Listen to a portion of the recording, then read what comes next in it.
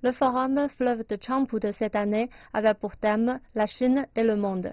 Des groupes de réflexion internationaux ont discuté les mesures du développement durable au sein de l'initiative Sanctuary Roots. Je crois que la protection environnementale et la durabilité de manière générale, c'est devenu une dimension intégrante de la Belt and Road Initiative, des nouvelles routes de la soie, depuis la déclaration du président Xi Jinping il y a 15 jours, au moment du deuxième sommet des routes de la soie. Donc maintenant, c'est une partie intégrante du projet.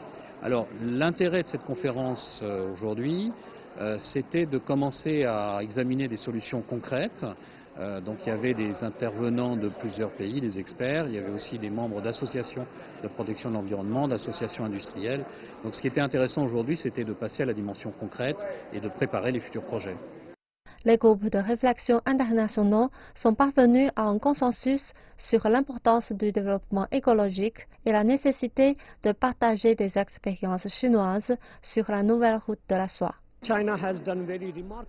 La Chine a fait un travail remarquable dans la protection de l'environnement, surtout au niveau législatif.